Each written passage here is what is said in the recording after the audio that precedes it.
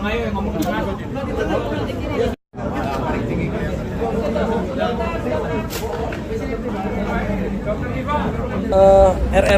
itu ditersangkakan dengan 6 pasal.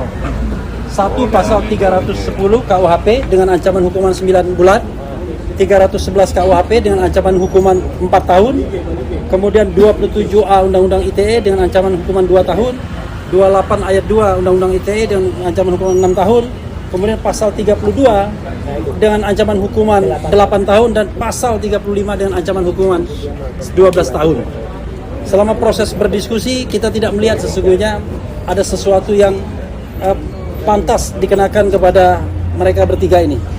Terutama misalnya pengenaan pasal 32 dan 35. Karena dari uraian pihak lawan, mereka sebenarnya melakukan pengaduan-pengaduan ya penghinaan, pencemaran nama baik dan lain sebagainya. Tiba-tiba jumping up dengan pasal 32 dan 35. Tetapi ternyata pasal itu dimintakan oleh Pak Jokowi juga. Nah, itu. Jadi dalam pasal 32 dan 35 dengan ancaman hukuman 12 tahun itu adalah dari laporan Pak Jokowi sendiri.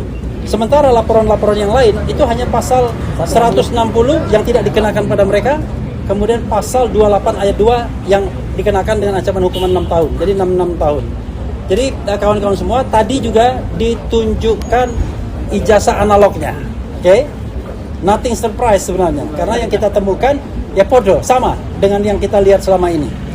Ya tadi sudah disampaikan yang awal, dan alhamdulillah kami bertiga plus ada 3 ahli yang tadi ada di dalam. Ada ahli pidana Bapak Didit, kemudian ada ahli teknologi forensik ya, itu adalah Pak Prof Tono Saksono, dan kemudian juga ahli satu lagi yaitu Pak Ridho Ramadi, Dr. Ridho Ramadi. Ya. Jadi hasil dari kami tentang 99,9% palsu itu tidak berubah, tidak bergeser 1 mili pun. Ya, bahkan sampai the last minute kami akhirnya sama seperti klaster 1 tadi dipertunjukkan sebuah barang yang diklaim itu adalah ijazah asli, katanya ijazah analog dari seorang yang namanya Joko Widodo. Saya harus berkata dengan terus terang, saya bukan hanya hobi komputer, saya adalah seorang tukang potret sejak zaman analog dulu. Saya memotret sejak zaman film seluloid, dan saya bukan hanya bekerja di lapangan sebagai tukang foto. Saya adalah orang yang juga bekerja di kamar gelap.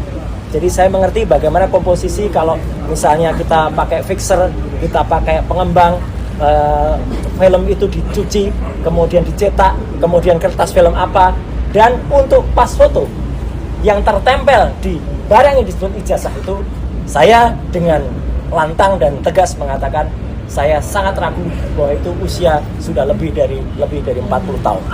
Terlalu tajam, terlalu baru barang itu sebagai sebuah foto yang dicetak dengan kertas foto di tahun 80-an. Ya, karena kertas foto di tahun 80 itu ada usianya. Bahkan ijazah Dr. Rismond sendiri yang usianya baru sekitar 20 tahunan kira-kira, 23 tahun, itu pun sudah mulai berburam. Ya, ini masih sangat tegas dan jelas. Ya, tidak seperti. Kemudian khusus detail itu, alhamdulillahnya kami meskipun diminta untuk melihat, kami tetap tidak boleh memegang.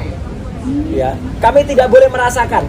Padahal dia bilang saya satu lawyer, saya sudah merasakan itu. Kami tidak boleh memegang, bahkan mengintip saja untuk melihat ketebalan kertasnya saja tidak boleh. Ya, padahal itu penting sekali. Apalagi memotret. Apalagi memotret, karena kami dalam. Dan tetap ada satu pertanyaan besar. Karena dalam yang disebut-sebut sebagai ijazah itu, ada sebuah goresan di sebelah kiri, ada sebuah garis yang itu menurut saya tidak lazim untuk sebuah ijazah. Itu mungkin hasil dari pre-printing atau printing baru. Ya. Kemudian ada lagi ciri-ciri yang kemudian kami pertanyakan, Dr. Rismond akan menambahkan logo Universitas Gadjah Mada yang tercetak. Sepanjang yang saya tahu, warnanya meleset, tidak seperti itu. Warna logo UGM yang bagus itu emas. Ya. Dan kalau sudah lebih dari 10 tahun atau 20 tahun, itu akan dalam bahasa Jawa, ini istilahnya silakan dikutip, bleber. Ya, bleber itu apa? Kemudian pecah, mengembang. Karena tinta dulu tidak sebaik tinta sekarang. Ini tidak ada blebernya sama sekali. Jadi ini kayak di print dengan kualitas tinta baru yang kemudian tuh clear banget. Terima kasih teman-teman semuanya.